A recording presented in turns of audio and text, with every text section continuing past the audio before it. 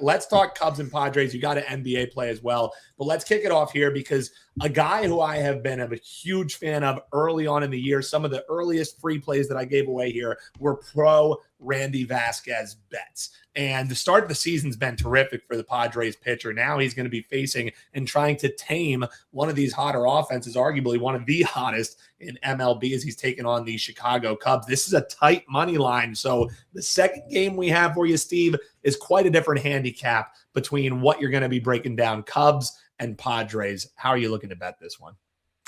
Yeah, Matthew Boyd will be facing him. Not the son of Oil Can Boyd.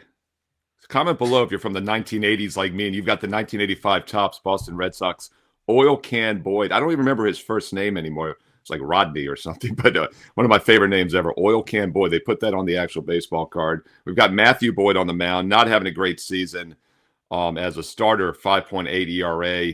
And I believe he's made 3 starts this year. He hasn't gone more than basically five innings on average. He's pitched 14 innings in those 3 starts. So huge pitching edge for Vasquez on the mound tonight, in my opinion. Yet you look at this line, and it's basically a pick-em price. Makes no sense to me. I think part of the reason is because the Cubs are in decent current form. But are they, though? You know, this is a team that was on a multiple-game win streak. It was at least 8 in a row, tied for first, and then they won the first game in L.A. on Friday and then dropped the last 2 games 18-4.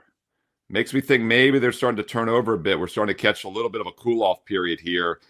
Obviously, giving up 18 runs is different, although I don't think Boyd's any better than those pitchers. But they've only scored 4 the last 2 games after putting up 6 runs or more in 4 straight before that. So I do think Vasquez pitches well tonight. We always look for a little bit of a regression when a guy has a 1.9 ERA on the season. But he had that regression a couple starts ago in a no-decision 4-inning effort against Seattle and then bounced right back with a 7-inning shutout, 3 hits allowed, no walks. And against Colorado in Coors Field, which makes that more impressive because that's a hitter-friendly park. I like the Padres in this one. Lay the short number with Vasquez, the huge pitching edge, and maybe the team that's actually in better current form if the Cubs are starting to cool off tonight. That's around $1.12, $1.15 at 9:40 Eastern. Yeah, love the thoughts there, Steve. And our Wager Talk Today play of the day was on this Dodgers team taking on the Marlins. They're huge favorites. I want to get your thoughts. We were saying, hey, is it just Dodgers money lines or Dodgers, run line to save you some of that juice? Really the only way that you could probably bet that if you're looking towards the favorite. So your thoughts on that, Steve. But first, tell folks what they can find over your page, wt.buzz/SM. Yeah, I mean, NBA playoffs, Major League Baseball. There's 8 Major League Baseball games on the board tonight on Monday. I'm giving you 2 free here on Wager Talk TV for this Monday. I've got 3 other games as client best bets already loaded right now. 3 totally different games that we're not giving you for free here. So it's a great reason to go to wagertalk.com. And, of course, the NBA playoffs in full effect each and every day on my page as well. And don't forget about that bonus free play. The last cut, just a bit outside from being a best bet, goes up as a bonus free play on my page each and every day as well. Steve Merril, wagertalk.com. You can get there quicker, wt.buzz/SM. And while you're there, several special offers still available. To buy 3, get 3 days free. It's been so popular over the past month that we just keep it coming. 6 days for the price of 3. You buy 3, you get 3 more free. Of course, I've also got a 1-month discount, a $100 discount on the 30-day all access with promo code SM100. Summer Spectacular is still available. It's still there, and it's still spectacular. 3.5 months, football, basketball, and baseball, because it's getting you through August 31st. So, yeah, it's getting into the football season for about $5 a day. I got to pull Abe Lincoln out because, of course, tomorrow's $5 Tuesday. Everybody gets so excited for $5 plays. How about getting there every day for this entire summer for $5? It's like $2 to $3 a play. Or, of course, the 1-year all access is about $1 a play. George Washington gets invited to that party with the instant $500 discount. And that includes all of next year's college and pro football seasons complete, all of next year's college and pro basketball seasons complete, into the NBA playoffs, the rest of this year's playoffs, ton of this year's baseball into next year's baseball. It's a great time to start taking a true investment approach. Build that bankroll as we head into the summer and get ready for football. Steve Merril, wagertalk.com, and get there quicker, wt.buzz/SM.